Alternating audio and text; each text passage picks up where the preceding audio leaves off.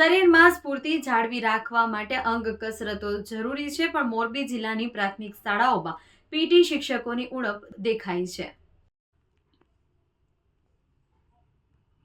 મોરબી તાલુકાના રોટરી ગામના પ્રાથમિક શાળામાં નિવૃત્ત થયેલા પીટી શિક્ષક દ્વારા બાળકોને લેડીઝ અને ડબલ્સના અંગ કસરતના દાવ શીખડાવવામાં આવ્યા છે। સાથે જ ભૂલ ભલામણથી વાળી બે ગમ્મત પણ બાળકોને રમાડવામાં આવી છે, જેથી બાળકોમાં ઉર્જા સાથે તરવરાટ જોવા મળ્યો હતો। આ બાબતે વાત કરીએ તો શાળામાં ભણતા બાળકોને બાળપણથી જ અંગ કસરતના દાવ શીખવા માટે સરકાર દ્વારા પીટી શિક્ષકોની નિમણૂક થતી, પરંતુ છેલ્લા કેટલાક સમયથી નિમણૂકો બંધ કરી દેતા હાલ પ્રાથમિક શાળામાં પીટી શિક્ષકોની મોટી ખોટ વર્તાઈ રહી છે।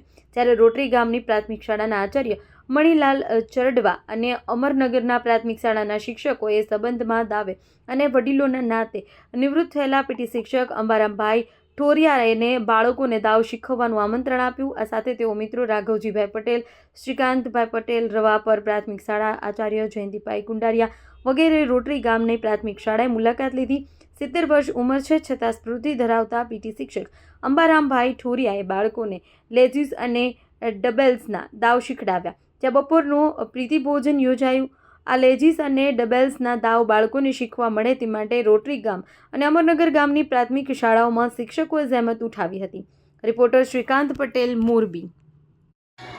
કસરતના દાવ માટે મોરબી તાલુકાની રોટરી ગ્રામ પ્રાથમિક શાળાના અને અમરનગર પ્રાથમિક શાળાના બંને શાળાના શિક્ષકો, હું આચાર્ય મણિભાઈ સરડવા, અમારા આસિસ્ટન્ટ વિનુભાઈ, ગજાનંદભાઈ, અમરનગર શાળાના આચાર્ય પ્રફુલભાઈ, આસિસ્ટન્ટ શિક્ષક અરવિંદભાઈ, નદીમભાઈ, પંકજભાઈ, બધે શાળામાં આજે ખુશીનો માહોલ હતો, કારણ કે અમારી શાળામાં ડમ્બેલ્સ અને રેજીમના દાવ માટે મોરબીથી નિવૃત્ત પીટી શિક્ષક અંબારામભાઈ ઠોરિયા, એની સાથે એના મિત્ર રાઘવજીભાઈ, પત્રકાર શ્રીકાંતભાઈ અને સાથે રવાપર નદીના પ્રિન્સિપાલ જયંતિભાઈ કુંડારિયા સાહેબ આવ્યા હતા અને અમારી શાળાના બાળકો, બંને શાળાના બાળકોને લેજીમ અને ડમ્બેલ્સના દાવ શીખડાવી અને એક નવું ભાથું અમારા માટે પણ એમણે આપ્યું છે અને બાળકોને ઘણું બધું જાણવાનું મળ્યું છે અને બાળકો અને અમારામાં ખુશીનો માહોલ આજે ઊભો થયો છે અને બાળકો